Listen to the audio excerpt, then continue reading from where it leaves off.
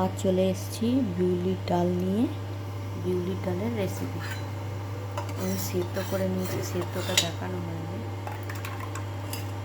সেদ্ধ করে নিয়েছি এদিকে বিউলির ডাল, আর এখানে বেটে রেখেছি আদা আর মৌরি বাটা, আর তার সাথে একটা কাঁচা লঙ্কা দিয়ে দিয়েছি। কাঁচা লঙ্কা এতে দেওয়ার কথা ভুলে গেছিলাম বলে এতে দিয়ে দিয়েছি।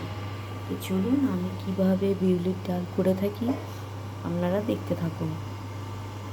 কড়া চাপিয়ে দিয়েছি, এবার এর মধ্যে দিয়ে দেবো সরষের তেল।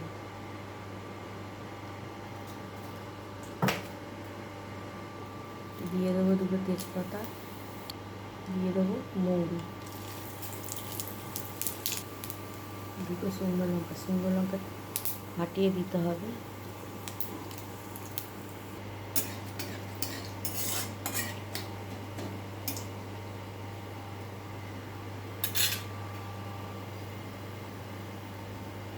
এবার দিয়ে দেবো ডাল।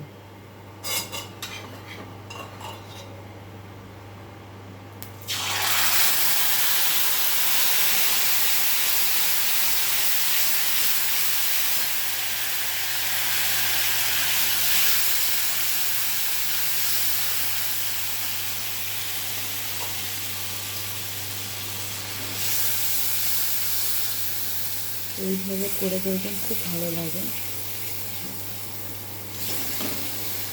এবার দিয়ে দেবো মৌরি আর আদা বাটাটা।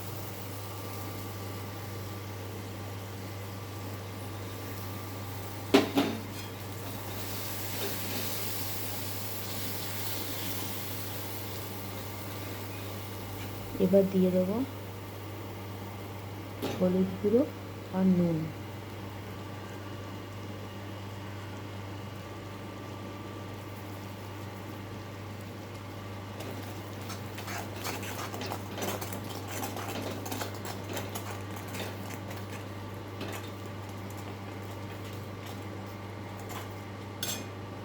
তো যে পাত্রে ছিল মশলাটা একটুখানি ধুয়ে দিয়ে দেবো।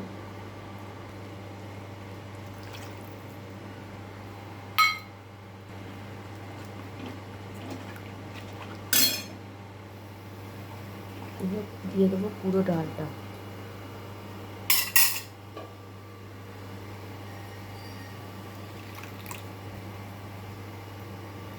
এবার যা জল লাগবে এটা ধুয়ে দিয়ে দেবো পরিমাণ মতো জল।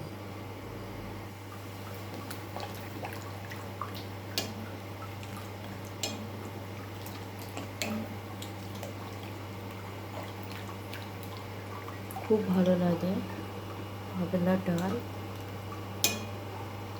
আপনারা বানিয়ে দেখবেন, খুব ভালো লাগবে। তার সাথে আলু পোস্ত, এটা আমার একটু ফুটতে থাক। দেখুন ডালটা ফুটে উঠেছে, এবার নামিয়ে দেবো। আমার ডাল হয়ে গেছে। আর নুন কম হলে এই সময় দিয়ে দেবেন, হয়ে যাবে। দেখুন হয়ে গেছে, এবার নামিয়ে দিচ্ছি। দেখুন আমার ডাল হয়ে গেছে। আপনাদের যদি ভালো লেগে থাকে কমেন্ট করে জানাবেন, আর পারলে শেয়ার করবেন। তো আজকের মতন এই পর্যন্ত, পরে আবার অন্য কোনো রেসিপি নিয়ে আসবো। তো টাটা, বাই।